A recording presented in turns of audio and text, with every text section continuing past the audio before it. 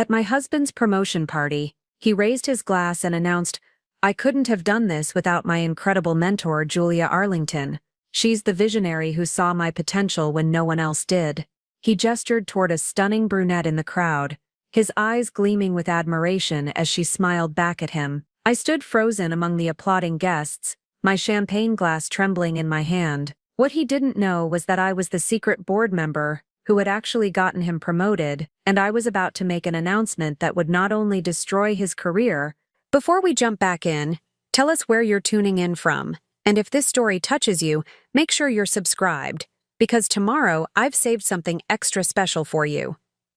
But expose the work violations that would land him in federal prison. The crystal chandelier cast prismatic light across the Grandview Country Club's main ballroom, as I watched my husband of 8 years transform into a stranger before my eyes. James Moss stood at the podium, his navy suit perfectly tailored, his smile radiating the confidence that had first attracted me during our college years at Northwestern. But tonight, that same smile felt like a knife twisting in my chest. "Ladies and gentlemen," James continued, his voice carrying across the room filled with our city's business elite, "when I started at Meridian Financial 3 years ago, I was just another ambitious analyst, but Julia Arlington saw something in me that I didn't even see in myself." The crowd of roughly 200 guests turned their attention to Julia, who stood near the bar wearing a midnight blue cocktail dress that probably cost more than most people's monthly salary. At 34, she was only 2 years younger than me, but she carried herself with the kind of polished sophistication that came from old money and Ivy League connections. Her auburn hair was swept into an elegant chignon, and when she raised her champagne flute in acknowledgement, the gesture was perfectly calculated, grateful but not too eager, professional yet warm. "Julia took me under her wing," James went on, his voice growing more emotional. "She challenged me, pushed me to think bigger, and taught me what true leadership looks like. Without her guidance, her mentorship, her unwavering belief in my abilities, I never would have made it to regional vice president." The applause thundered around me, but I felt like I was underwater, the sound muffled and distant. My hands were shaking so badly I had to set down my champagne glass on a nearby cocktail table before I dropped it. This wasn't how tonight was supposed to go. This wasn't the speech James had practiced in our bathroom mirror for the past 2 weeks. In that rehearsed version, he'd thanked me, his devoted wife Jennifer, for supporting him through late nights and weekend conferences. He'd mentioned how I'd encouraged him to take the position at Meridian when he was hesitant to leave his previous job. He'd talked about our partnership, our shared dreams, our future together. Instead, he was publicly crediting another woman for his success, while I stood invisible in a crowd of people who barely knew I existed. "Julia didn't just mentor me professionally," James continued, and I watched in horror as his voice took on an almost reverent tone. "She taught me to believe in myself, to reach for goals I never thought possible. She's not just a colleague, she's become family." The word families hit me like a physical blow. James's eyes found Julia's across the room, and they shared a look that lasted just a beat too long. It was the kind of look that spoke of inside jokes, shared secrets, intimate conversations, the kind of look he used to give me. Harold Gideon, the company's CEO and the man who had personally offered James this promotion just 6 weeks ago, stepped forward to join him at the podium. At 62, Harold commanded respect with his silver hair and authoritative presence. He'd built Meridian Financial from a small regional firm into a powerhouse that managed over $3 billion in assets. "James is absolutely right about Julia's impact," Harold said, clapping James on the shoulder. "In fact, Julia was instrumental in identifying James's potential during our executive review process. Her recommendation carried significant weight with our board of directors." My stomach dropped. Julia had recommended James for the promotion, but that was impossible. I was the one who had recommended him. I was Jennifer Moss, secret board member operating under my maiden name Jennifer Page, and I had spent hours reviewing his performance metrics, analyzing his client retention rates, and ultimately casting the deciding vote that secured his position. As a board member, I maintained strict confidentiality about my role, James knew I worked in consulting, a deliberately vague description that allowed me to explain my flexible schedule and frequent travel without revealing that I sat on the boards of 6 different companies, including his own. It was a secret I'd kept for 3 years, partly for professional reasons, but mostly because I loved having one part of my life that was entirely my own. But now, watching him credit Julia Arlington for my work, I felt that secret burning in my throat like acid. Julia's insight into talent development is unparalleled, Harold continued. She has an eye for identifying leaders who can drive real growth. James, you're lucky to have such a dedicated advocate. The crowd erupted in another round of applause, and I watched James beam with pride that should have been directed at me. Julia graciously accepted the recognition, raising her glass toward the podium, with a smile that seemed genuine enough to fool everyone in the room, everyone except me, because I knew something they didn't. 3 weeks ago, while reviewing quarterly reports in my capacity as a board member, I'd discovered irregularities in several client accounts that James managed, unauthorized transfers, inflated fees, and documentation that didn't match the actual transactions. The amounts weren't enormous, a few thousand here, a few thousand there, but they followed a pattern that suggested systematic embezzlement. I'd been agonizing over what to do with that information. How do you investigate your own husband for financial crimes? How do you reconcile the man you married with evidence that he might be stealing from his clients? I'd told myself there had to be an explanation, that maybe it was just poor record keeping, or a system error, but watching him lavish praise on Julia Arlington while completely ignoring my existence, I felt the last of my loyalty cracking. James wrapped up his speech by announcing that he and Julia would be working even more closely together in his new role, as she'd be serving as his senior advisor on all major accounts. The way he said it, with such obvious pleasure and anticipation, made my skin crawl. As the crowd dispersed toward the open bar and the elaborate buffet Harold had arranged, I remained frozen in place. Couples drifted past me, colleagues shook hands and exchanged business cards, but I felt completely disconnected from it all. My husband had just publicly declared his professional devotion to another woman, crediting her for achievements that were actually mine, while I stood there like a piece of furniture. And tomorrow morning, I would walk into the boardroom, where I'd helped secure his promotion and review the evidence that would destroy his career forever. He had no idea that his fate rested entirely in my hands. The irony was almost too perfect to believe. 3 years ago, I'd fallen in love with James Moss's ambition. We met at a Northwestern University alumni mixer in downtown Chicago, where he was working as a senior analyst at Hartwell and Associates, a mid-tier investment firm. I was there representing one of my consulting clients, though what James didn't know was that I'd already been serving on corporate boards for 2 years under my maiden name. He approached me at the bar, confident but not arrogant, with an easy smile and genuine curiosity about my work. When I mentioned I was in business consulting, he didn't press for details the way some men did. Instead, he talked about his own goals, how he wanted to move beyond just managing portfolios and start building real relationships with high-net-worth clients. "I'm not interested in being another suit behind a desk," he'd said, his eyes lighting up with passion.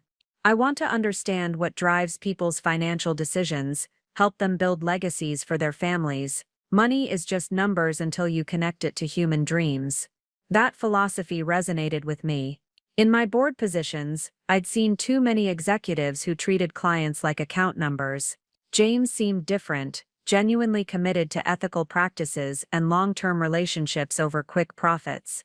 Our courtship was a whirlwind of intellectual conversations over wine, weekend trips to Michigan's wine country, and late-night discussions about our shared vision of financial responsibility. He was working 60-hour weeks but always made time for us. When I traveled for consulting work, he'd text me thoughtful questions about my day, never demanding details about confidential client matters. "I love that you're passionate about your work," he'd told me 6 months into our relationship.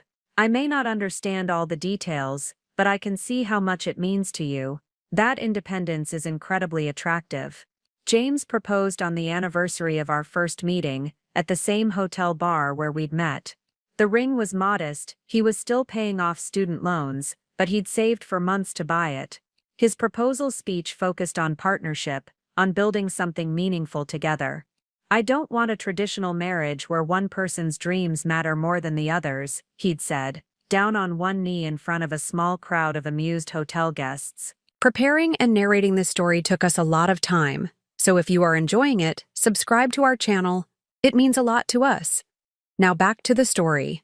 "I want us to be each other's biggest champions, professionally and personally," I said yes without hesitation.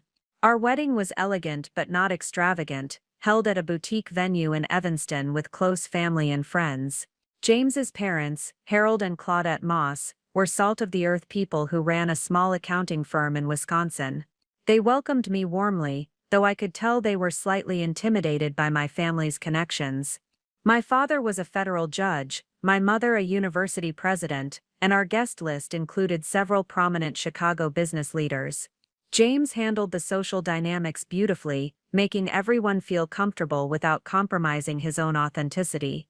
During his wedding toast, he talked about how lucky he felt to marry someone who challenged him to be better while loving him exactly as he was. "Jennifer sees potential in people that they don't see in themselves," he'd said, raising his glass to me across the head table.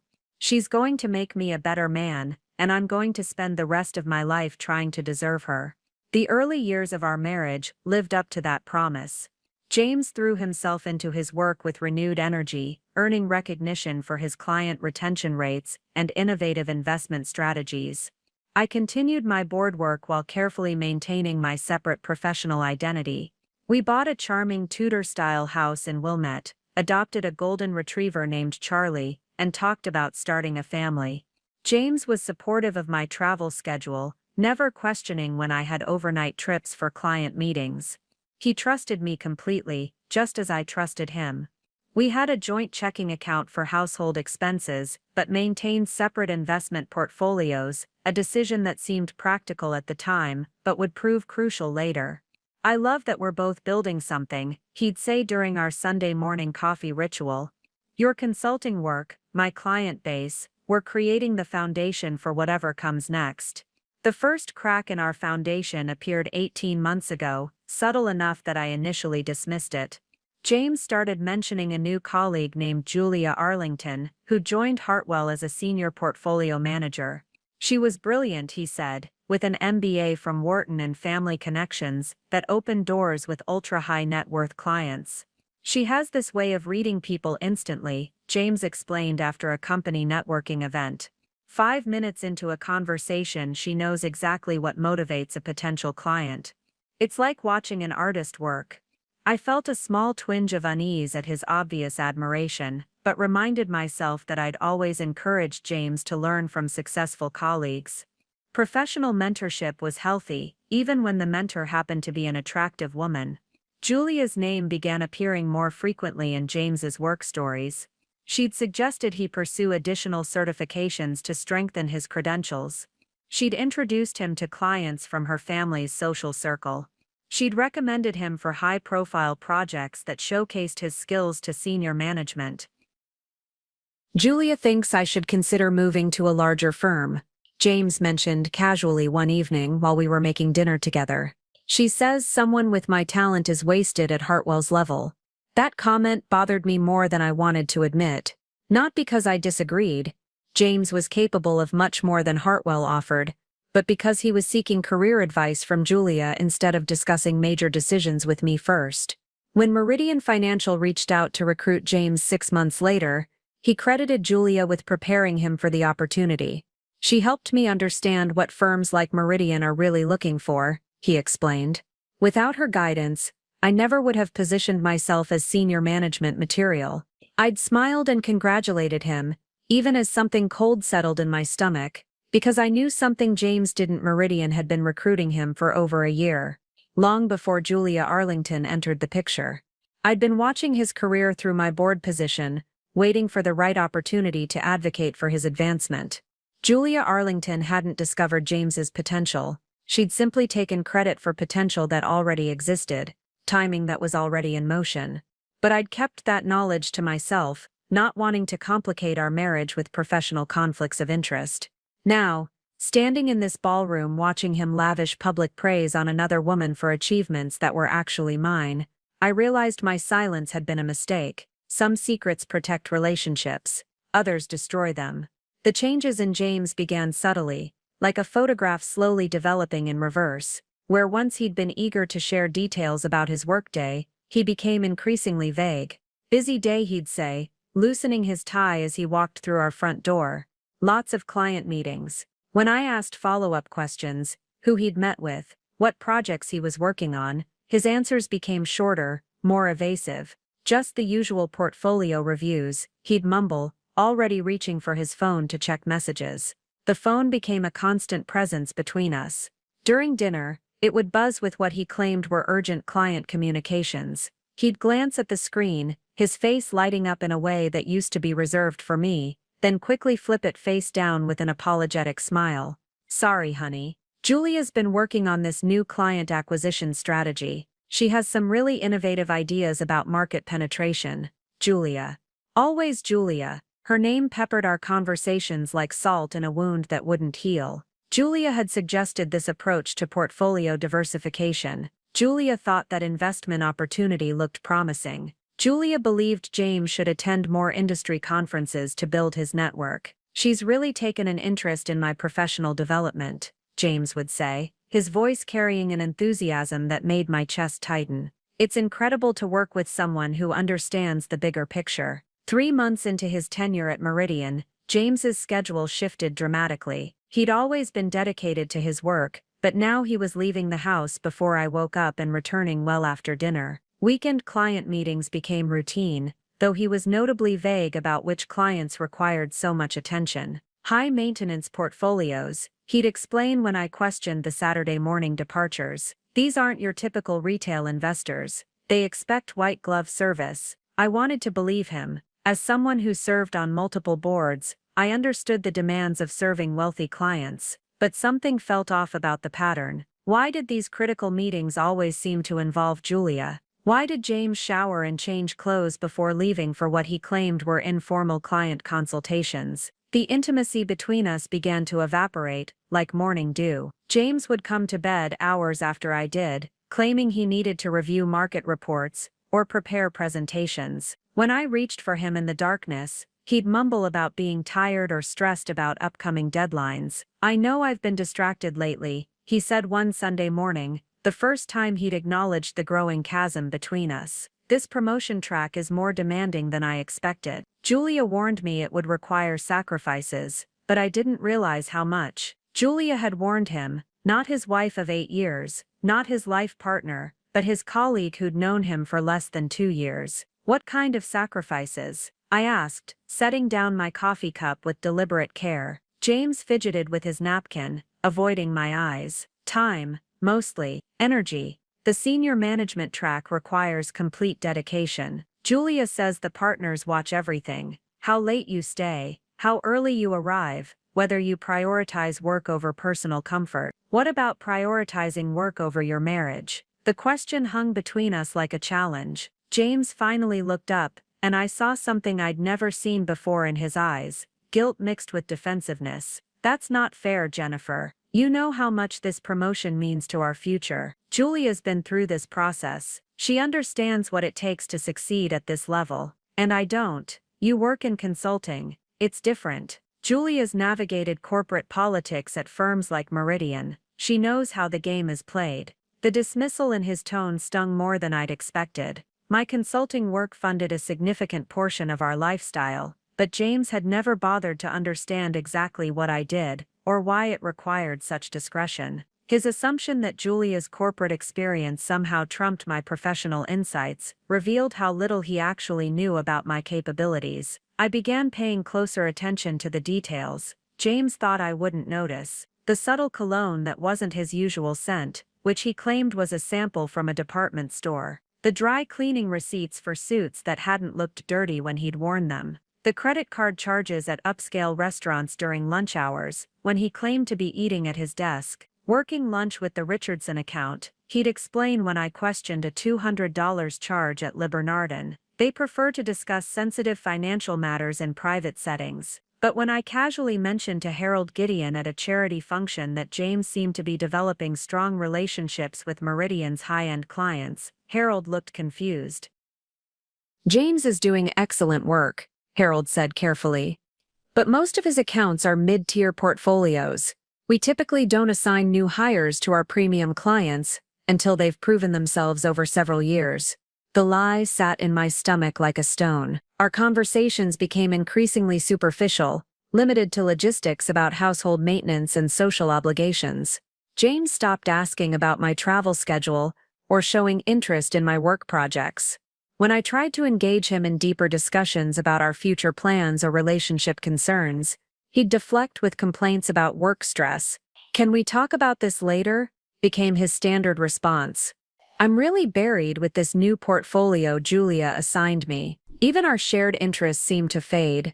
We'd always enjoyed cooking together on weekends, experimenting with new recipes and sharing a bottle of wine while we prepared elaborate meals. But James started suggesting we order takeout instead, claiming he was too mentally exhausted for complex cooking. Julia mentioned this great Thai place near the office. He'd say, already reaching for his phone to place an order. "She says their pad Thai is restaurant quality." Julia's recommendations replaced our traditions. Julia's opinions shaped his preferences. Julia's schedule seemed to determine his availability.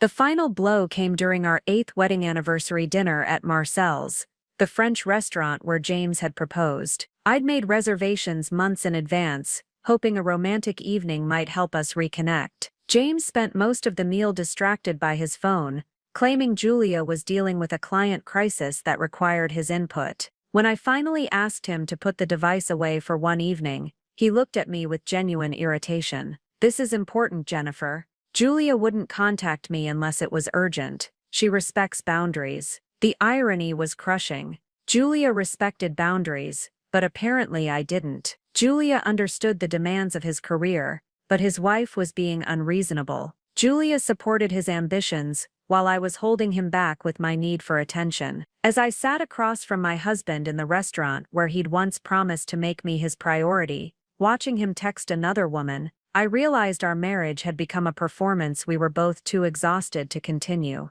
And I was no longer willing to be the only one fighting to save it. The truth began unraveling on a Tuesday morning in March, hidden inside a load of laundry that changed everything I thought I knew about my marriage. James had been working late again, or so he claimed, and had come home after midnight with his shirt wrinkled and his tie stuffed carelessly into his jacket pocket. He'd mumbled something about client entertainment running longer than expected before disappearing into our guest bathroom to shower. When I woke up the next morning, he was already gone, leaving behind a pile of clothes that needed to go to the dry cleaner. I was sorting through his pockets, a mundane Tuesday routine I'd performed hundreds of times over the years, when my fingers found something unexpected in his suit jacket. Not the usual collection of business cards and receipts, but something smooth and rectangular that made my heart skip. A hotel key card. I pulled it out slowly, as if moving too quickly might make it disappear. The Fairmont Chicago, room 1247.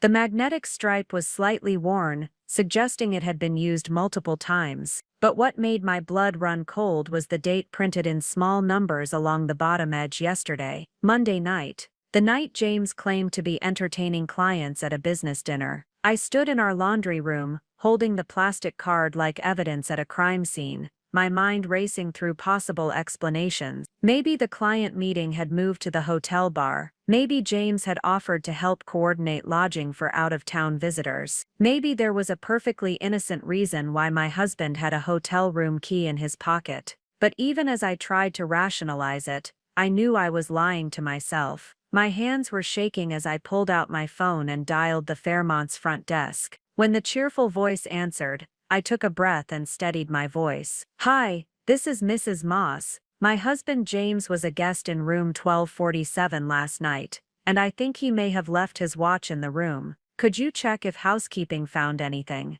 There was a brief pause, the sound of keyboard typing, then the clerk came back on the line.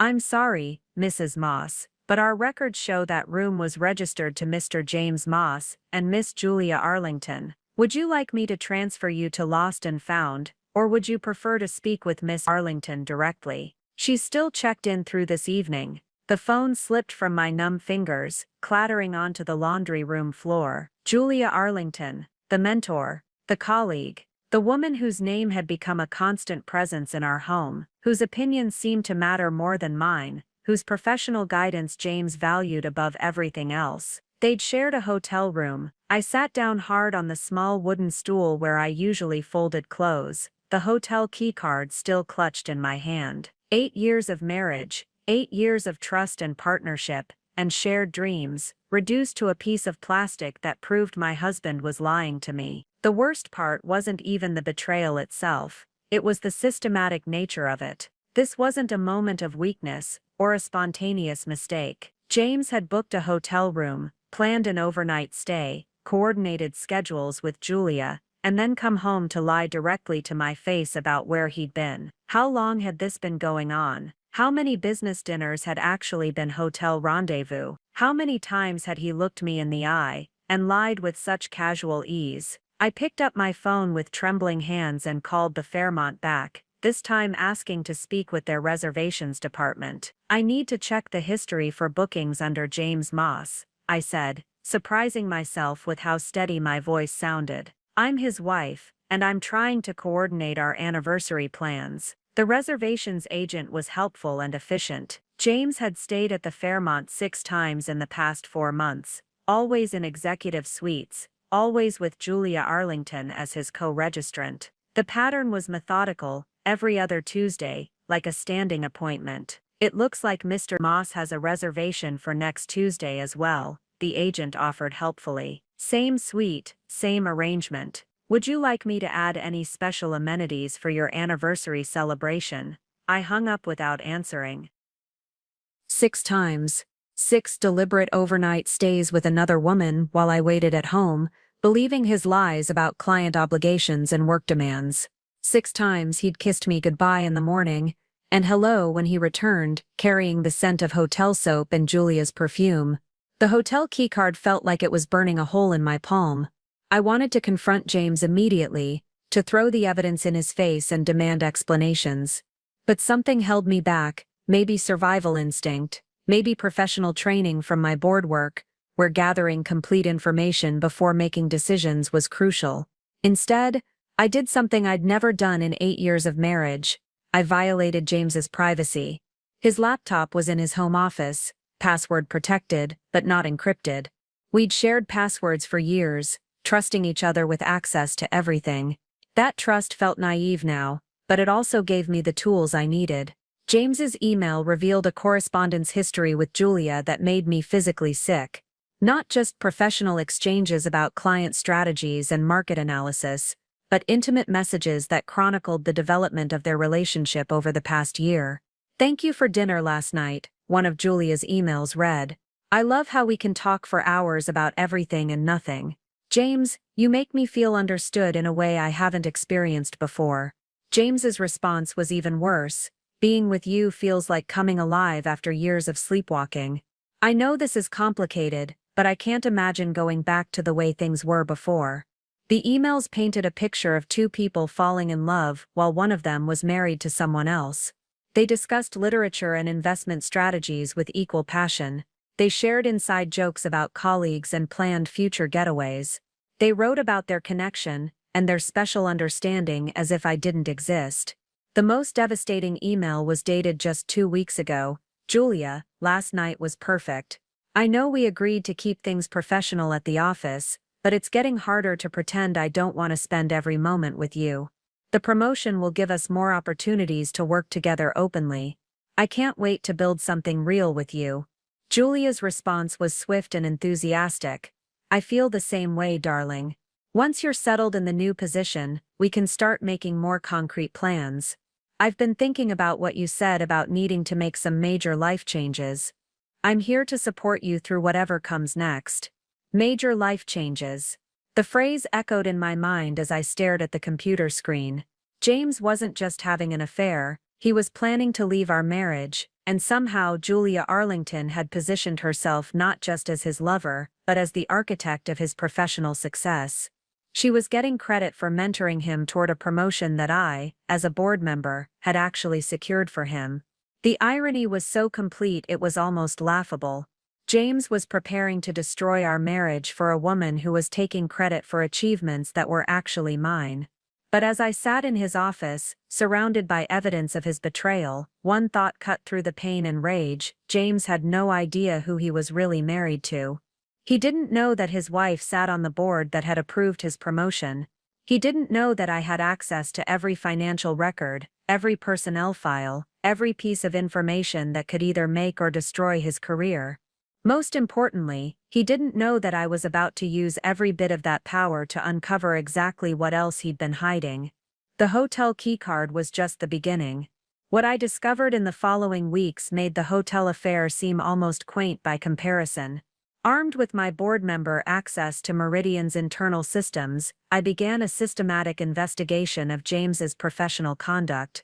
What I found wasn't just adultery, it was criminal fraud that could destroy not only his career, but potentially land him in federal prison. The pattern emerged slowly as I cross-referenced client accounts with transaction records. James had been skimming small amounts from his managed portfolios, typically between $2,000 and $5,000 per month, from accounts belonging to elderly clients or trusts, where the beneficiaries rarely examined detailed statements. The method was sophisticated.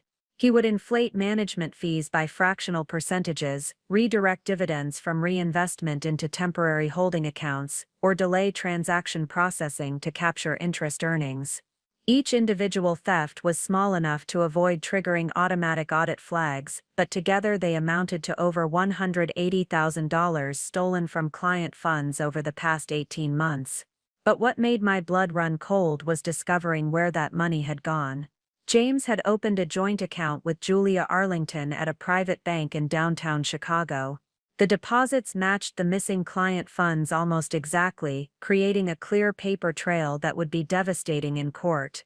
They'd used the stolen money to fund their affair: luxury hotel suites, expensive dinners, weekend getaways to Wisconsin's Door County, and a stunning emerald necklace that Julia had worn to several office events. The bank records revealed something even more disturbing. James and Julia had applied for a mortgage pre-approval using the stolen funds as their down payment. They were planning to buy a lakefront condo in Lake Geneva, Wisconsin, apparently as their future love nest once James divorced me. Property search history, I whispered to myself, scrolling through their shared laptop history from the bank's online portal. They'd been looking at houses for months, planning a life together funded by theft from vulnerable clients. One email exchange between them was particularly damning. "The Petersons' account won't miss the extra management fee," James had written to Julia. "They're 83 and never question their statements. That should cover the down payment for the Lake Geneva property." Julia's response chilled me. "Perfect, darling. I've already arranged for the transfer to look like a standard portfolio rebalancing. No one will ever notice." They weren't just stealing money, they were specifically targeting elderly clients who were less likely to catch the fraud. The casual cruelty of it made me physically nauseous. But Julia's involvement revealed something even more sinister. She didn't work at Meridian Financial. According to her LinkedIn profile and our company records, Julia Arlington was a senior portfolio manager at Blackstone Wealth Management, one of our biggest competitors. She was conducting corporate espionage. Every mentoring session with James, every piece of career advice, every strategic recommendation had been designed to extract confidential client information from Meridian. James's laptop contained dozens of files he'd shared with her: client contact lists, investment strategies, confidential financial reports, even board meeting minutes that he shouldn't have had access to.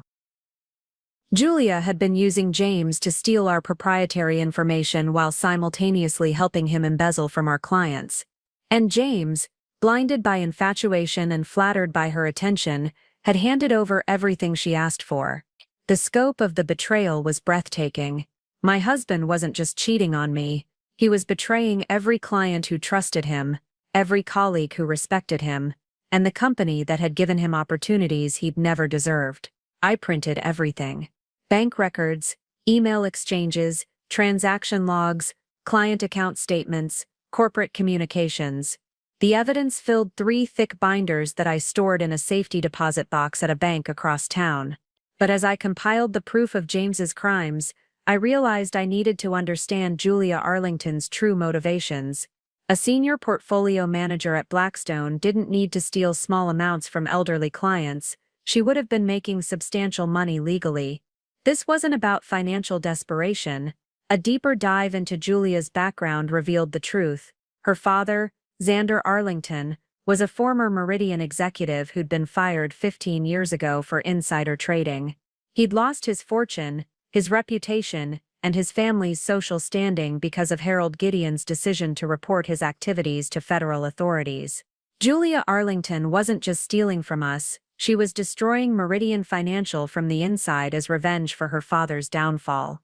And James, the man I'd married, the man I'd loved and supported and helped promote, was nothing more than her unwitting weapon. The realization that my husband had been manipulated didn't soften my anger, it amplified it. James had chosen his own moral compromises. He decided that stealing from elderly clients was acceptable if it funded his new romance. He decided that betraying his colleagues was worthwhile if it impressed Julia Arlington. Every choice had been his. As I locked the final binder of evidence in the safety deposit box, I felt something shift inside me. The grieving wife was gone, replaced by someone harder and more calculating. James thought he was getting promoted because of Julia's mentorship. Julia thought she was destroying Meridian through a charming but naive analyst. Neither of them knew they were playing a game with someone who controlled the entire board. The full scope of James's financial deception unfolded like a house of cards collapsing in slow motion. What I'd initially dismissed as possible clerical errors were actually the tip of an iceberg that threatened to sink not just his career, but potentially our entire financial future. Using my board access to Meridian's comprehensive financial systems, I discovered that James had been far more creative with his theft than simple fee manipulation. He'd established what amounted to a shadow banking operation, creating fake investment vehicles that existed only on paper but generated very real cash flows. The Arlington Strategic Fund appeared in client portfolios as a legitimate investment option, complete with fabricated performance reports and fictional management teams. James would convince elderly clients to move portions of their portfolios into this non-existent fund, then redirect their money into the joint account he shared with Julia. The clients received monthly statements showing steady returns, never realizing their money was funding weekend getaways to expensive resorts. Mrs. Peterson trusted me with her late husband's life insurance money. I read in one of James's private notes to Julia. She specifically asked me to invest it conservatively for her grandchildren's education. She'll never know the difference if we borrow against it temporarily. Temporarily had lasted 8 months. The Peterson account alone showed $47,000 missing, money that represented a widow's attempt to leave something meaningful for her family. James had stolen her dead husband's legacy to pay for hotel suites where he could sleep with another woman. But it wasn't just client money disappearing. James had been systematically draining our joint accounts and my personal investments to cover his tracks when client withdrawals threatened to expose the fraud. He'd forged my signature on withdrawal forms, used my social security number to access my individual retirement account, and even taken a second mortgage on our house without my knowledge. The mortgage paperwork, hidden in a file labeled tax documents, showed that James had borrowed $85,000 against our home equity, claiming the money was for business investment opportunities. The loan proceeds had gone directly into his account with Julia, funding their elaborate lifestyle while I unknowingly co-signed for their affair. My grandmother's pearl necklace, a family heirloom worth $15,000 that I'd inherited and treasured, had been sold to a jewelry store in downtown Chicago. The receipt, dated 2 months ago, showed James had forged a letter claiming I'd authorized the sale. The money had purchased an engagement ring for Julia, not just any ring, but one that cost more than most people's annual salary. He'd stolen my family heritage to propose to his mistress. The credit card statements revealed a parallel financial life I'd been completely unaware of. While I carefully budgeted our household expenses and monitored our shared accounts, James had opened multiple credit lines using our joint assets as collateral. The cards had funded not just hotels and restaurants, but a stunning array of gifts for Julia: designer handbags from Hermès, jewelry from Cartier, a week-long vacation to Napa Valley where they'd stayed at a resort that cost $1,200 per night, spa treatments, wine tastings, helicopter tours, all charged to cards that would ultimately be my responsibility to pay. One particularly painful discovery was a receipt from the same boutique where I'd bought my wedding dress 8 years earlier. James had purchased a $3,500 cocktail dress for Julia, having it altered to her exact measurements. The sales associate's notes mentioned that Mr. Moss was very particular about the fit, saying it was for a very special occasion. That special occasion, according to their text messages, had been Meridian's annual Client Appreciation Gala. The same event where I'd stayed home with a migraine while James attended for networking purposes. He'd brought his mistress to a company function wearing a dress that cost more than some of our mortgage payments, while his wife sat alone at home believing his lies about professional obligations. The financial forensics painted a picture of systematic betrayal that went far beyond simple adultery. James hadn't just been unfaithful, he'd been stealing from our marriage to fund his new relationship, using my assets and credit to build a life with another woman. The total damage was staggering: $180,000 stolen from clients, $85,000 borrowed against our house, $47,000 withdrawn from my personal accounts, and approximately $35,000 in credit card debt for gifts and experiences I'd never shared. But perhaps the most devastating discovery was a folder labeled Jennifer's Portfolio hidden in James's personal files. It contained detailed analysis of all my assets, my investment accounts, my inheritance, my board compensation, even my grandmother's jewelry collection, along with projections for how much money would be available if I died unexpectedly.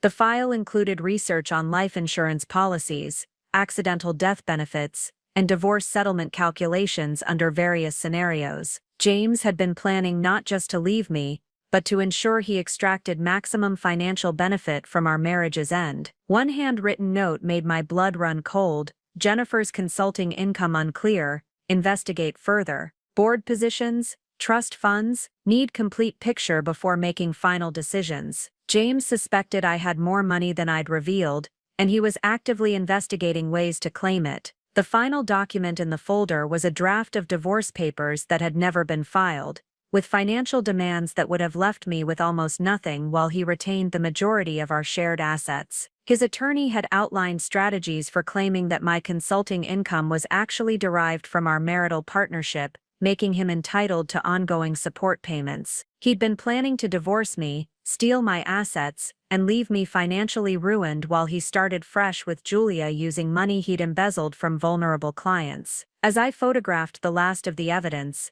my hands were steady despite the magnitude of what I'd discovered. James thought he was the predator in this relationship, cleverly manipulating multiple victims for financial gain. He had no idea he was about to become prey. The deeper I dug into James's betrayal, the more I realized this wasn't a simple affair between two people. It was a carefully orchestrated conspiracy that involved multiple players, each with their own motivations for destroying both my marriage and Meridian Financial. Harold Gideon's personal assistant, Danielle Page, had been feeding information to Julia Arlington for months. I discovered this while reviewing email logs that my board access allowed me to monitor. Danielle had been forwarding confidential memos, board meeting schedules, and even Harold's private calendar to an encrypted email account that traced back to Julia's real identity. But Danielle wasn't just betraying company secrets, she was actively facilitating James and Julia's affair. Credit card records showed that Danielle had booked hotel rooms using Harold's corporate account,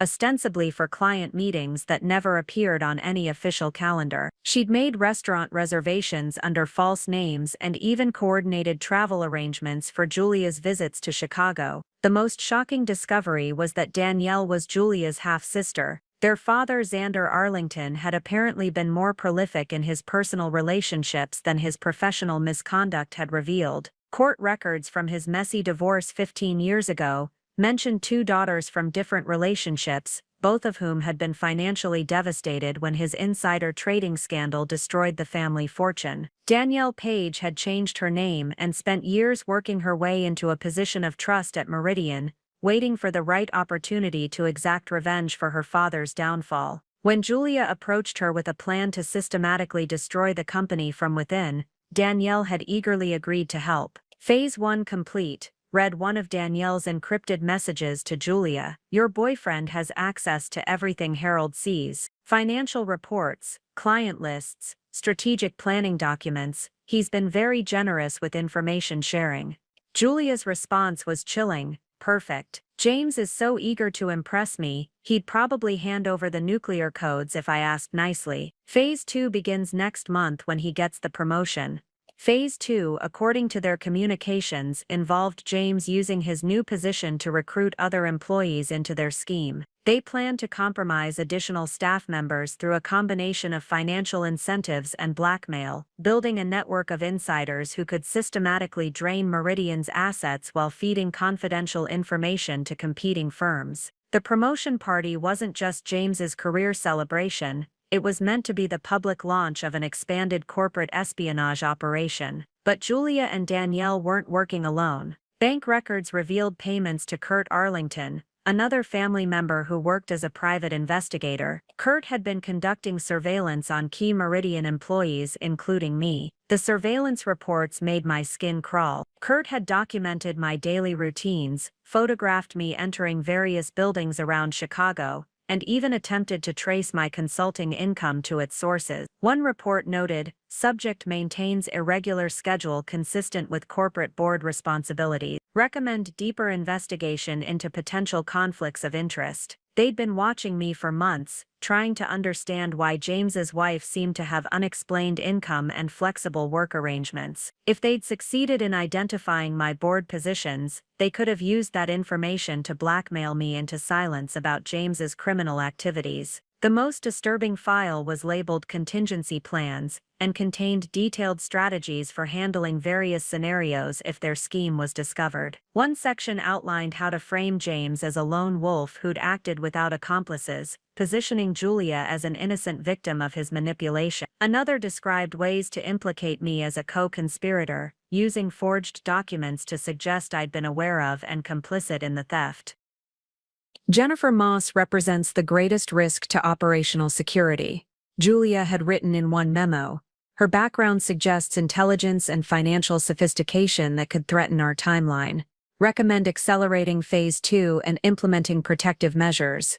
The protective measures included plans to plant evidence in our home that would suggest I'd been embezzling from my own clients, creating a narrative where James and I were both criminals who'd ultimately betrayed each other. They'd been planning to destroy my reputation and potentially my freedom, using me as a scapegoat for crimes I'd never committed. Reading those files, I felt something cold settle in my chest. This wasn't just about my marriage or even James's career. The Arlington family had declared war on everyone they blamed for their father's downfall, and they were willing to destroy innocent lives to achieve their revenge. But as I compiled evidence of their conspiracy, I realized they'd made one crucial mistake. They'd assumed that Jennifer Moss was just a suburban housewife with mysterious consulting income, someone who could be manipulated or framed without significant consequences. They had no idea they were targeting someone who sat on the boards of 6 major corporations, someone with connections throughout Chicago's business community, someone with the power to destroy them more completely than they could ever imagine. The Arlington family wanted to finish what their father had started 15 years ago. Instead, they were about to discover why Harold Gideon had been right to report Xander Arlington's crimes, and why some families never learn from their mistakes. The network of deception was about to collapse, and I would be the one holding the detonator. My salvation came from an unexpected source, Marcus Chen, the forensic accountant, who'd been quietly investigating irregularities in Meridian's client accounts for the past 6 months.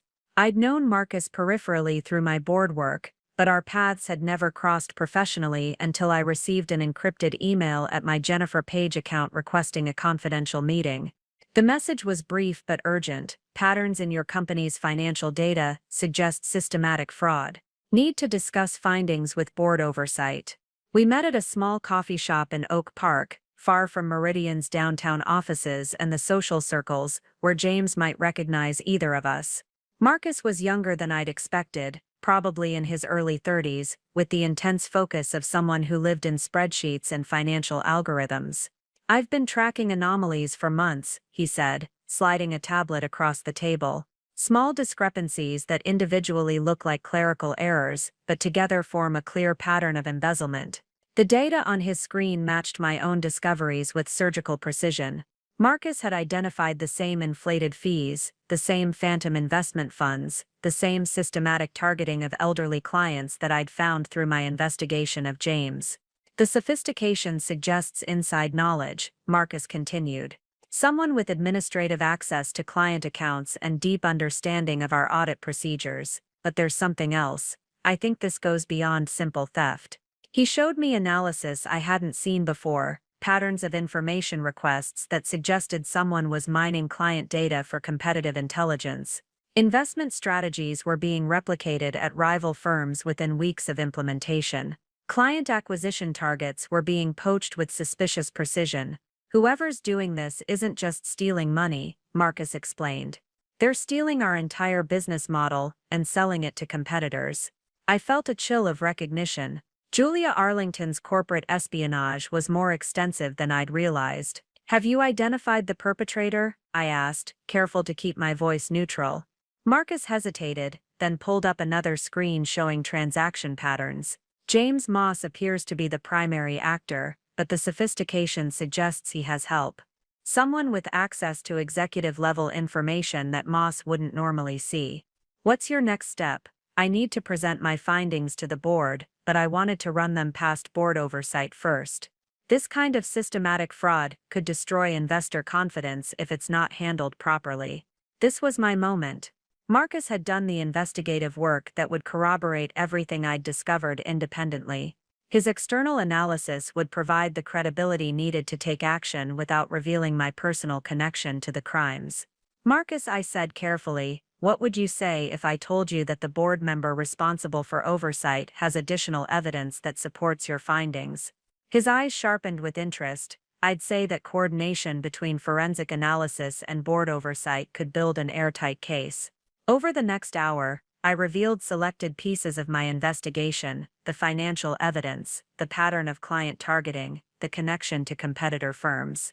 I was careful not to mention the affair, or my personal relationship to James, framing everything in terms of corporate security and fiduciary responsibility. Marcus listened with growing amazement as I outlined the scope of the conspiracy.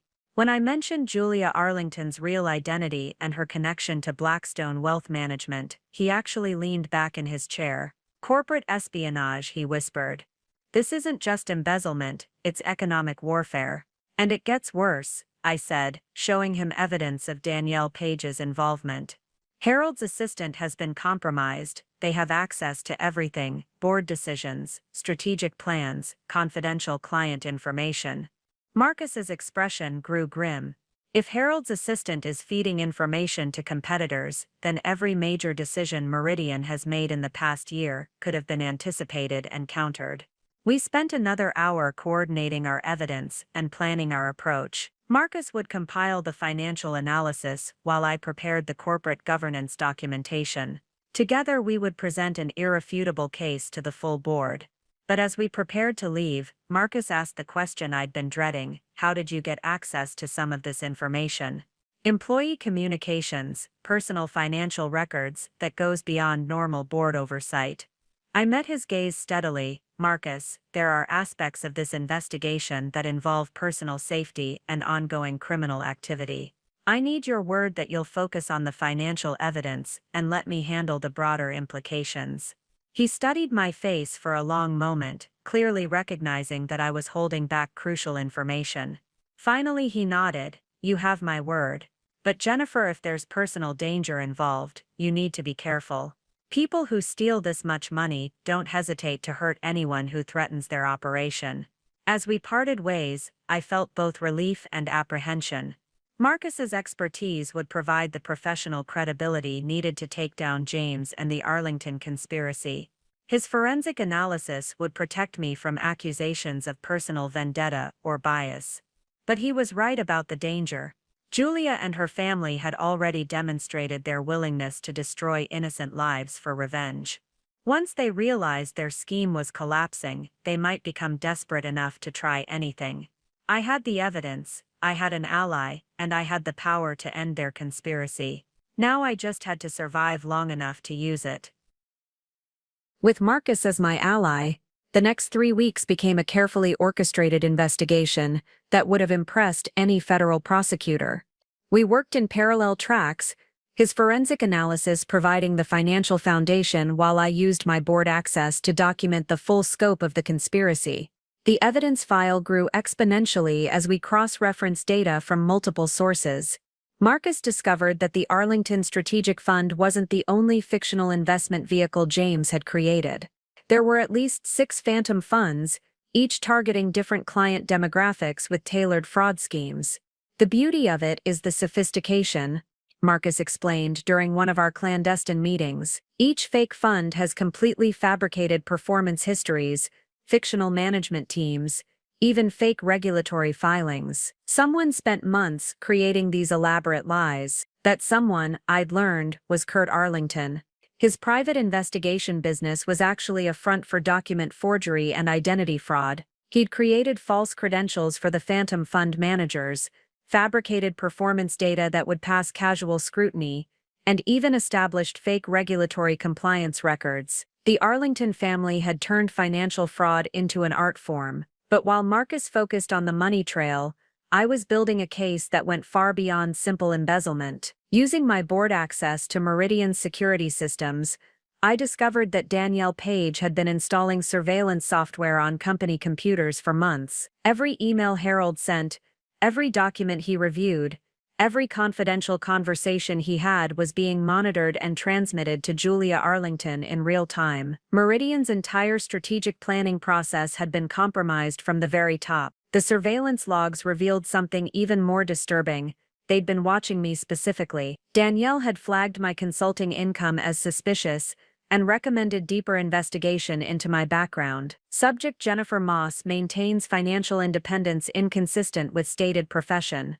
Read one of Danielle's reports. Recommend investigating potential insider trading or undisclosed business relationships that could compromise operational security. They suspected I might be more than I appeared, but they hadn't identified my board position yet. That ignorance was my greatest advantage. Working with Marcus, I began laying carefully planned traps. We created false information about fictional client accounts and strategic initiatives, then monitored to see if that information appeared at competing firms. Within days, our planted intelligence was showing up in Blackstone Wealth Management's marketing materials and client presentations. The response time is incredible, Marcus noted as we documented the information theft. Whatever they're doing to extract our data, it's happening in near real time. We also discovered that James wasn't Julia's only target within Meridian. She'd been cultivating relationships with 3 other employees, using a combination of professional flattery and personal attention to extract information from multiple departments. Robert Kim from IT support had been providing her with system access codes in exchange for career advancement promises. Linda Walsh from client services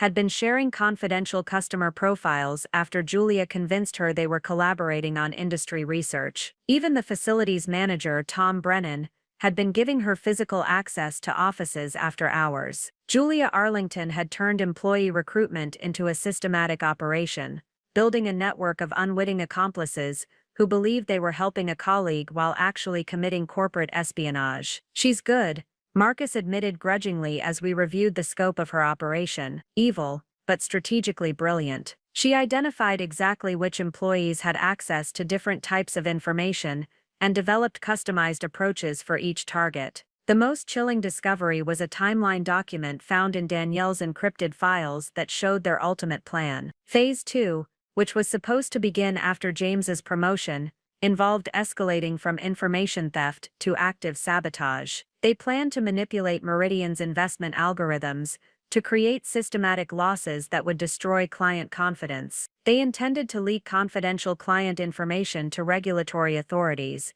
triggering investigations that would tie up resources and damage reputation. Most dramatically, they were planning to orchestrate a massive client withdrawal event that would force Meridian into bankruptcy. This isn't just corporate espionage, I told Marcus as we reviewed their sabotage timeline. They're planning to completely destroy the company. Marcus stared at the documents with growing horror. The client withdrawal scheme alone would trigger a liquidity crisis that could collapse our entire operation. They're not just stealing, they're planning economic terrorism. But as we built our case, I realized we faced a critical timing challenge. James's promotion party was scheduled for the following week, and according to their communications, that event would mark the beginning of Phase 2. We need to act before the party, I told Marcus. Once they start the sabotage phase, the damage could be irreversible. Marcus agreed, but he raised a concern that had been nagging at me as well.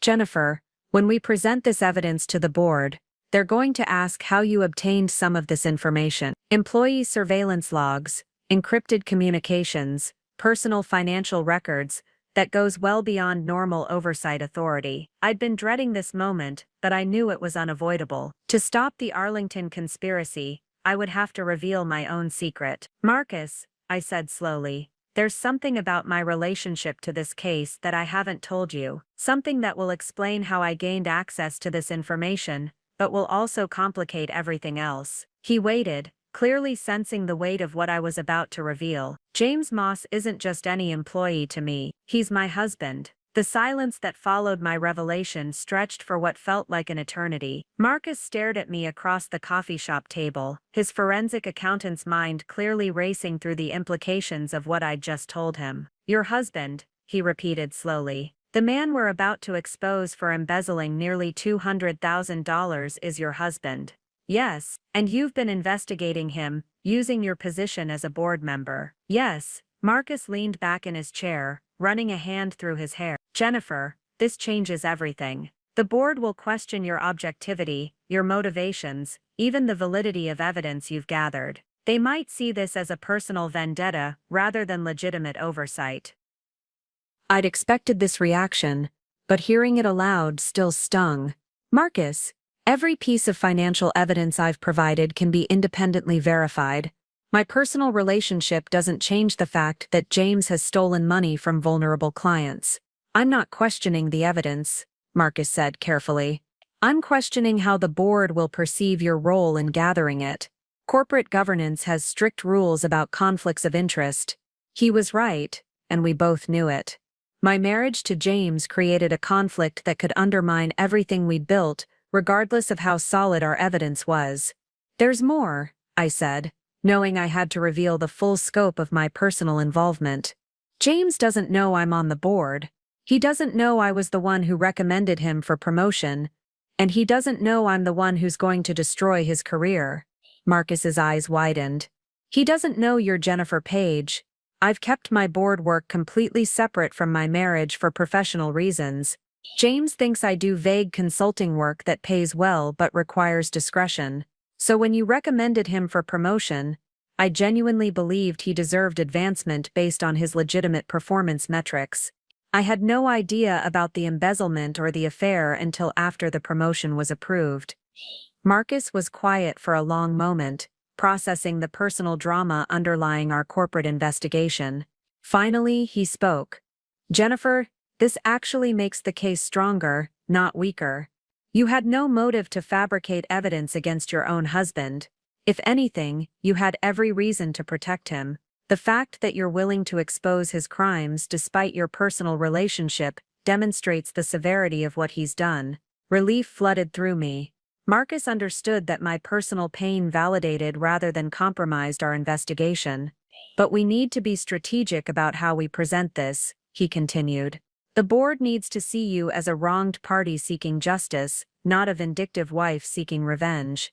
Over the next hour, we crafted a presentation strategy that would maximize impact while protecting my credibility. Marcus would present the financial evidence first, establishing the scope and sophistication of the fraud without mentioning personal relationships. Only after the board fully understood the criminal nature of James's actions would I reveal my connection and explain how it led to additional evidence. The sequence matters, Marcus explained. They need to see you as a board member who discovered her husband's crimes, not a wife who used her board position to investigate her husband. We scheduled the emergency board meeting for the day before James's promotion party. The timing was crucial. We needed to act before the Arlington family launched Phase 2, but we also wanted to let James celebrate his promotion before destroying his life. There's a certain poetic justice to it, I admitted to Marcus. He'll have one night of triumph before everything collapses. But as we finalized our plans, Marcus raised a concern that had been nagging at me as well. Jennifer, what happens after we expose this? James will know you're the one who brought him down. Julia and her family will realize their entire operation has been compromised. Have you thought about your personal safety? I had thought about it more than I wanted to admit. The Arlington family had already demonstrated their willingness to destroy lives for revenge. Once they realized I'd outmaneuvered them, they might become desperate enough to try anything. I've taken precautions, I said, not mentioning the detailed documentation I'd prepared and stored in multiple locations, or the fact that I'd quietly moved most of my personal assets to accounts James couldn't access. What about your marriage? Marcus asked gently. Even if James avoids prison time, this will end everything between you. The question hit harder than I'd expected. Despite everything James had done, despite the betrayal and theft and lies, part of me still mourned the death of what we'd once had. My marriage ended the moment James decided to steal from his clients to fund an affair, I said finally. I'm just making it official. As we prepared to leave, Marcus handed me a secure phone. Use this for all communications related to the case. If they've been monitoring your regular phone, we don't want them to know what's coming. That night, I sat in my home office looking at the house James and I had shared for 6 years. Tomorrow, I would walk into a boardroom and destroy the life of the man I'd once promised to love and protect. The evidence was overwhelming, the case was airtight, and justice would be served.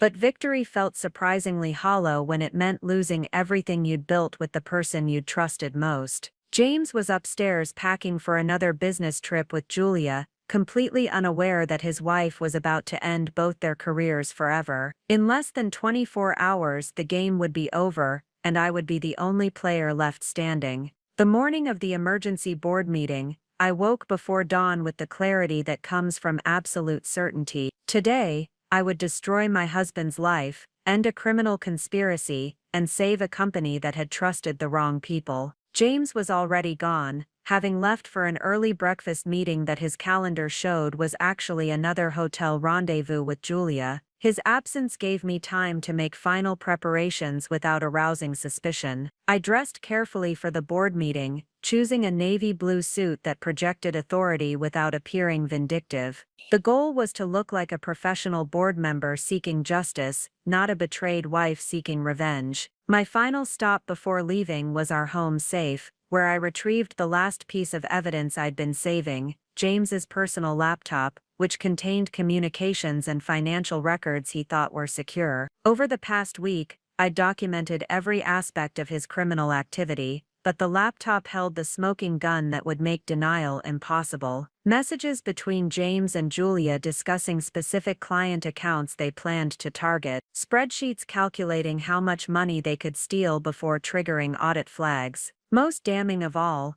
a detailed timeline for Phase 2 that showed their plan to destroy Meridian completely. Marcus met me at Meridian's headquarters 30 minutes before the emergency session was scheduled to begin. The boardroom on the 38th floor offered panoramic views of Chicago's skyline, but today the beauty felt ominous rather than inspiring. Are you ready for this? Marcus asked, as we set up our presentation materials.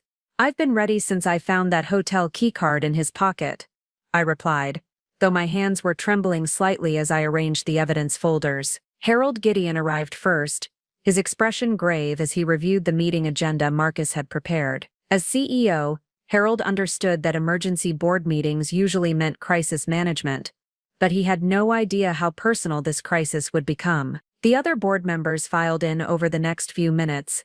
Margaret Sterling, from Sterling Industries, David Chen from Chicago Capital, Robert Martinez from Martinez Holdings, and Patricia Wong from Wong Enterprises. These were people I'd worked with for 3 years, colleagues who respected my judgment and business acumen. They were about to learn that their colleague Jennifer Page was also Jennifer Moss, wife of the man we were about to expose for corporate fraud. Before we begin, Harold said, taking his seat at the head of the conference table, I want to note that this emergency session was called by our forensic accounting team in coordination with board oversight. The matter under discussion involves potential criminal activity within our organization.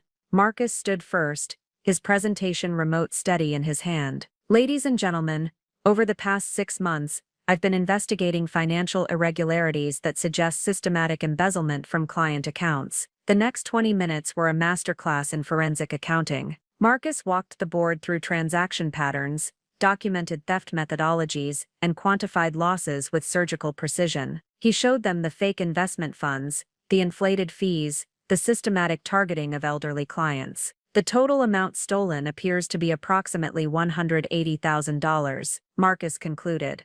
But the sophistication of the scheme suggests this is part of a larger operation involving corporate espionage and planned sabotage. Margaret Sterling was the first to speak. Who is responsible for this theft? James Moss, regional vice president, appears to be the primary perpetrator, Marcus replied. However, evidence suggests he's working with external accomplices who may be connected to competitive firms. Harold's face darkened at the mention of James's name. As CEO, he'd personally celebrated James's promotion just weeks earlier. What evidence do we have? David Chen asked. This was my moment. I stood slowly, feeling the weight of what I was about to reveal. The evidence is extensive, I said, my voice steady despite my racing heart. Financial records, email communications, surveillance data, and corroborating documentation from multiple sources. I activated the presentation system, displaying the first piece of evidence, bank records showing the joint account James shared with Julia Arlington. James Moss has been depositing stolen client funds into this account, which he shares with Julia Arlington, a senior portfolio manager at Blackstone Wealth Management. The board members leaned forward, recognizing the name of their primary competitor. Ms. Arlington has been using her relationship with Mr. Moss to extract confidential client information, strategic planning documents, and proprietary investment strategies, I continued. This information has been used to benefit Blackstone at our expense. I showed them the correlation between Meridian's internal strategies and Blackstone's subsequent market moves. The pattern was undeniable. Furthermore, I said, advancing to the next slide, this operation involves Harold's personal assistant, Danielle Page, who has been providing access to executive-level information. Harold's face went white. His trusted assistant, who had access to every confidential document and private conversation, had been betraying him for months. The evidence suggests this is a coordinated attack, designed not just to steal money, but to destroy Meridian Financial completely, I explained, showing them the Phase 2 timeline. Robert Martinez spoke up. How did we obtain this level of detailed evidence? Some of these communications appear to be from personal devices and private accounts. The question I'd been dreading had arrived. I looked around the table at my colleagues, people who'd trusted my judgment for 3 years, and prepared to reveal the truth that would change everything. There's something you all need to know about my connection to this case, I said. Something that explains how I gained access to this information, but also creates a significant conflict of interest. The room fell silent. James Moss is my husband. The silence in the boardroom was deafening. 5 accomplished business leaders stared at me with expressions ranging from shock to concern, to something approaching awe. Harold Gideon's pen had frozen mid-signature on a document, his mouth slightly open. Margaret Sterling was the first to find her voice. You're married to the man we're about to expose for embezzlement. Yes, I said, my voice steady despite the enormity of what I'd just revealed. I've been Jennifer Page professionally and Jennifer Moss personally for the past 3 years to maintain separation between my board responsibilities and my marriage. David Chen leaned back in his leather chair, processing the implications. You recommended your own husband for promotion without revealing the relationship.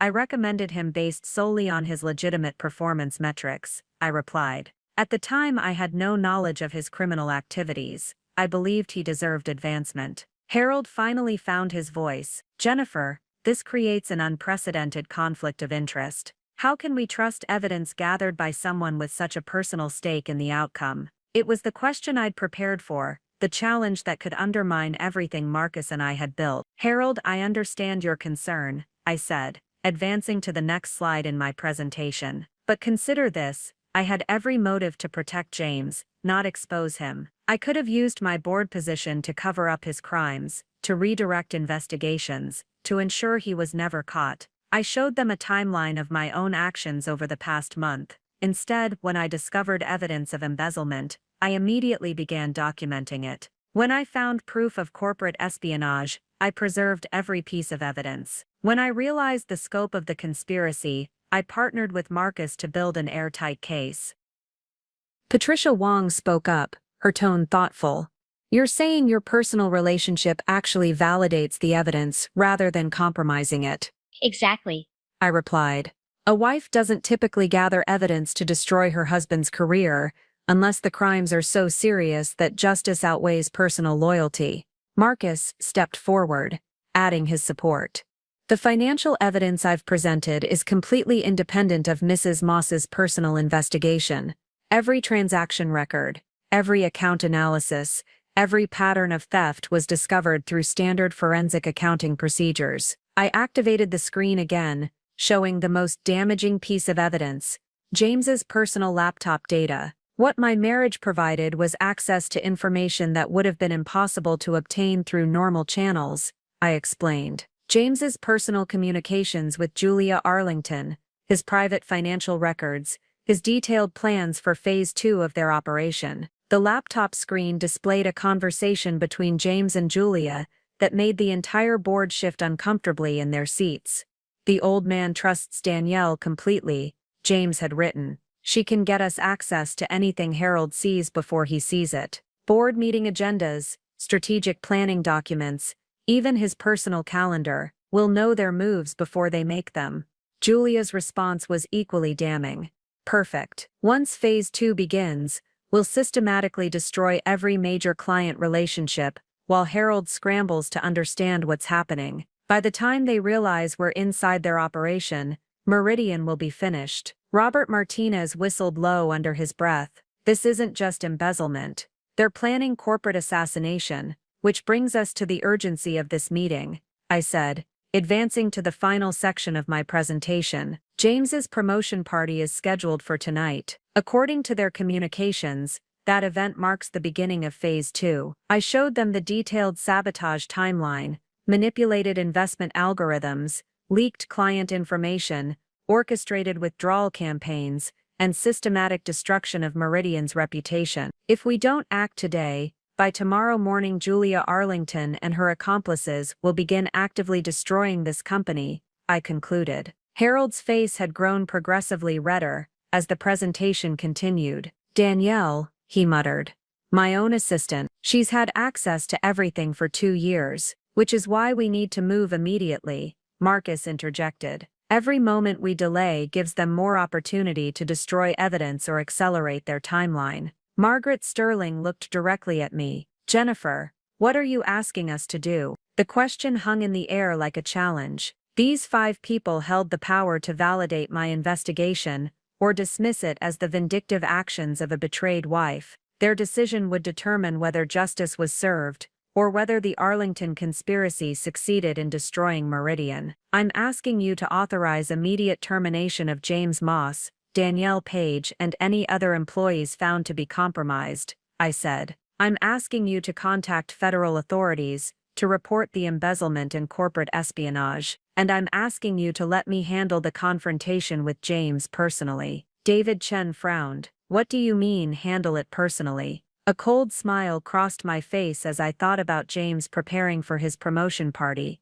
completely unaware that his career was about to end. Tonight, James expects to celebrate his advancement while publicly crediting Julia Arlington for his success, I explained. He has no idea that his wife is the board member who actually got him promoted, or that she's the one who's going to destroy him. I looked around the table at my colleagues, people who'd trusted my judgment for years. I want to be the one to tell him. The vote was unanimous. 5 board members, faced with overwhelming evidence of systematic fraud and corporate espionage, authorized every action I'd requested. but it was Harold Gideon's reaction that surprised me most. "Jennifer," he said, his voice heavy with both anger and admiration, "I've been in business for 40 years, and I've never seen anyone compile evidence this comprehensive, while maintaining such professional objectivity, under personal circumstances, this devastating." He stood and walked to the window overlooking Chicago's financial district.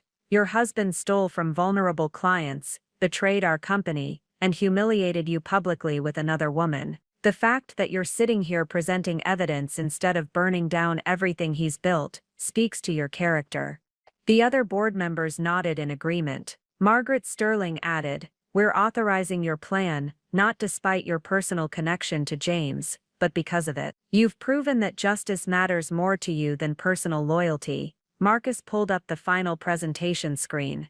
"We need to coordinate timing carefully. Federal authorities are standing by to make arrests, but we want to catch as many conspirators as possible before anyone realizes the operation has been compromised." The plan we'd developed was elegant in its simplicity. James's promotion party would proceed as scheduled, giving us the perfect opportunity to expose the entire conspiracy in front of witnesses, while ensuring maximum humiliation for the perpetrators. "Danielle doesn't know we've discovered her role," Harold noted. "She'll be at the party tonight, probably monitoring everything to report back to Julia Arlington. And Julia will be there as James's special guest," I added. "He's planning to publicly credit her for his success, never knowing that his wife actually secured his promotion." Patricia Wong leaned forward. "Jennifer, are you certain you want to confront them publicly? We could handle this through private terminations and legal proceedings." I thought about the hotel keycard, the stolen inheritance money, the engagement ring purchased with my grandmother's pearls. I thought about James planning to divorce me while stealing my assets, and Julia Arlington positioning herself as his savior, while actually manipulating him for corporate espionage. "They plan to humiliate me publicly," I said. "They've stolen from elderly clients who trusted them. They've betrayed every colleague who believed in them. Public exposure isn't just appropriate, it's necessary." Harold returned to his seat with a grim smile. "Then let's give them a party they'll never forget." We spent the next hour coordinating with federal authorities and preparing the evidence for immediate legal action. FBI agents would be stationed discreetly around the country club, ready to make arrests once I'd exposed the conspiracy publicly. Marcus handed me a secure communication device. "This will connect you directly to Agent Rodriguez, who's leading the federal investigation. Once you've revealed everything publicly, trigger this signal, and they'll move in." As the meeting concluded, each board member offered their support in ways that surprised me. Margaret Sterling provided the contact information for the best criminal defense attorney in Chicago, suggesting I might need protection if the Arlington family became desperate. David Chen offered to coordinate with media contacts to ensure the story was reported accurately, rather than sensationalized. Most importantly, Harold made a promise that meant everything to me. "Jennifer, regardless of what happens tonight, your position on this board is secure. You've handled this crisis with more integrity than most people could manage under far less personal stress." As I prepared to leave for the most difficult evening of my life, I realized that exposing James's crimes had actually strengthened my professional relationships rather than compromising them. But my phone buzzed with a text message that reminded me the evening's challenges were just beginning. "Can't wait to celebrate with you tonight, darling. This promotion changes everything for us. James." The casual endearment, the assumption that we were still partners in building a future together, the complete obliviousness to the destruction he'd caused, it all crystallized my resolve. Tonight James would stand in front of Chicago's business elite and credit Julia Arlington for achievements that were actually mine. He would publicly humiliate the wife who'd loved and supported him for 8 years, and then I would stand up and destroy everything he'd built with the very evidence he'd been careless enough to leave where his wife could find it. Julia Arlington thought she was using James to destroy Meridian Financial as revenge for her father's downfall 15 years ago. James thought he was building a new life with his sophisticated mistress, while discarding his inconvenient wife. Neither of them knew they were about to face Jennifer Page, board member, who had spent 3 years earning the respect and trust of Chicago's most powerful business leaders. The game was almost over, and I was holding all the cards. Time to play the final hand. The Grandview Country Club had never looked more beautiful or felt more ominous. As I walked through the entrance in my midnight blue dress,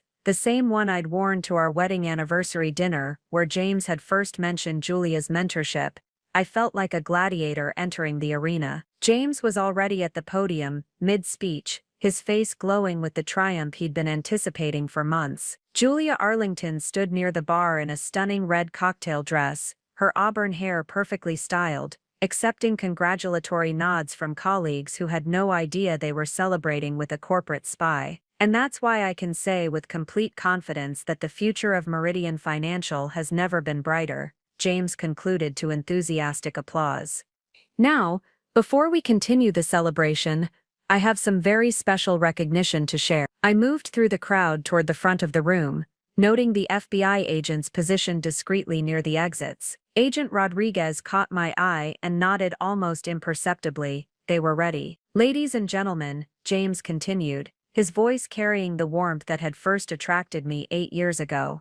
"There's someone here tonight who deserves recognition for making this promotion possible. Someone whose guidance, wisdom, and unwavering support helped me reach heights I never thought possible." Several people in the crowd turned toward me with expectant smiles, clearly anticipating that James would thank his devoted wife. I almost laughed at the irony. "Julia Arlington," James announced, gesturing toward the bar, "has been more than a mentor. She's been a visionary who saw potential in me that I didn't even see in myself." Julia moved gracefully through the crowd, her smile radiant as colleagues parted to let her pass. When she reached the podium, James took her hand in what was obviously a practiced gesture. "Julia didn't just teach me about portfolio management or client relations," James continued, his voice growing more emotional. "She taught me to dream bigger, to reach for goals that seemed impossible. Without her guidance, her patience, her incredible insight into what it takes to succeed at this level, I would never have earned this promotion." The applause was thunderous. Harold Gideon, who still appeared shaken from this morning's board meeting, managed a tight smile while Danielle Page beamed with obvious satisfaction at her role in the conspiracy. "In fact," James said, pausing for dramatic effect, "Julia's recommendation to the executive team was instrumental in securing this position. She put her own reputation on the line to advocate for my advancement. That was my cue." I began walking toward the podium, my heels clicking against the marble floor in a rhythm that seemed unnaturally loud in the elegant ballroom. Conversations gradually died as people noticed my purposeful movement. "Excuse me," I said, my voice carrying clearly across the room. "I'm sorry to interrupt, but there seems to be some confusion about who recommended James for this promotion." James's face lit up when he saw me approaching. "Jennifer, perfect timing. I was just thanking Julia for everything she's done for my career." I reached the podium and turned to face the crowd, noting the confused expressions as people tried to understand why the evening's honored guest was being interrupted by his wife. "That's interesting, James," I said,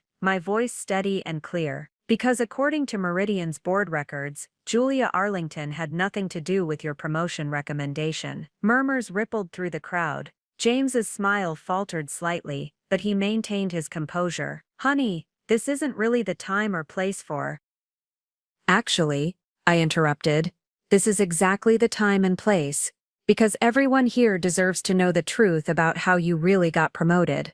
I pulled out my phone and connected it to the room's audio-visual system, a capability I'd tested earlier while the staff was setting up. The large screen behind the podium came to life, displaying the official Meridian Financial Board resolution that had approved James's advancement. "Ladies and gentlemen," I announced, my voice now carrying the authority I'd developed through 3 years of board leadership, "allow me to introduce myself properly. I'm Jennifer Page, member of Meridian Financial's Board of Directors." The reaction was immediate and electric. Gasps echoed throughout the room as Chicago's business elite realized they'd been watching a spouse publicly humiliate the board member who'd actually secured her husband's promotion. James's face went white. "Jennifer, what are you talking about?" "I'm talking about the fact that I've been serving on this company's board for 3 years under my maiden name," I replied, advancing to the next slide. "I'm talking about the fact that I was the board member who reviewed your performance metrics and recommended you for advancement." The screen now showed voting records from the board meeting where James's promotion had been approved. My vote, Jennifer Page's vote, was clearly documented as the deciding factor. I'm also talking about the fact that while I was working to advance your career, you were stealing from the clients who trusted you.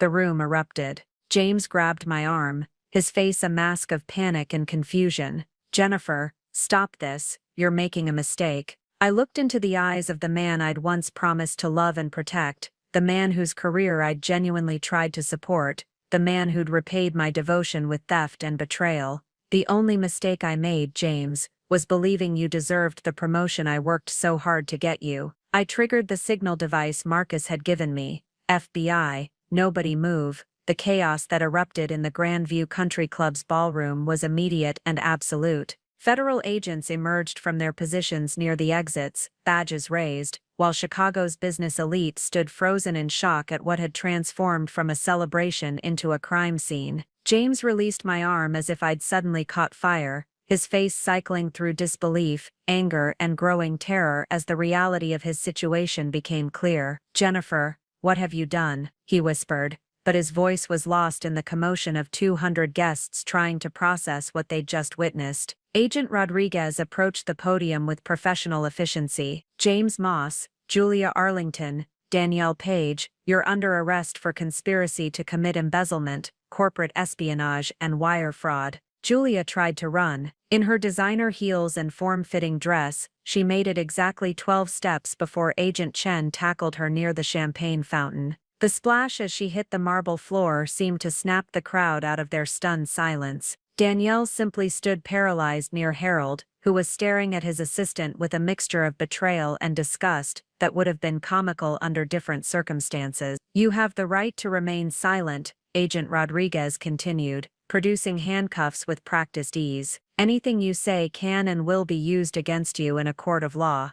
As James was cuffed, he turned toward me with desperate eyes. Jennifer, please, we can work this out. I made mistakes, but we can fix this. I looked at my husband of 8 years, the man who'd stolen my grandmother's pearls to buy another woman an engagement ring, who'd planned to divorce me while stealing my assets, who'd betrayed every client who'd trusted him. James, I said quietly, the only thing I regret is that it took me so long to realize what you really are. Harold Gideon approached as the arrested conspirators were led away. Jennifer, on behalf of Meridian Financial's board and every client they victimized, thank you. Your courage saved this company.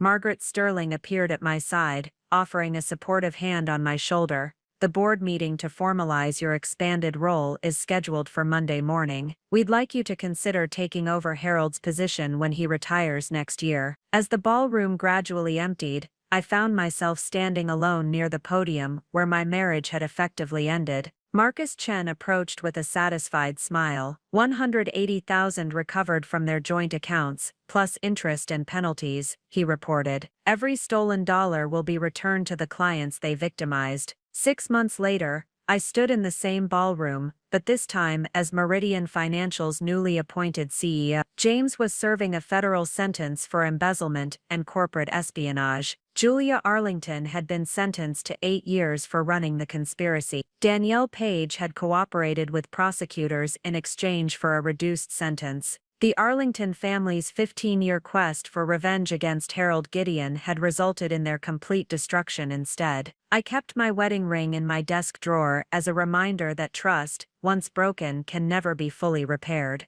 But I also kept a photo from my first board meeting as CEO, surrounded by colleagues who'd supported me through the darkest period of my life. James had humiliated me at his promotion party, crediting another woman for achievements that were mine. But in destroying his career, I discovered my own strength and claimed the leadership position I'd always deserved. Sometimes the best revenge isn't getting even, it's realizing you were always more powerful than the people who tried to diminish you.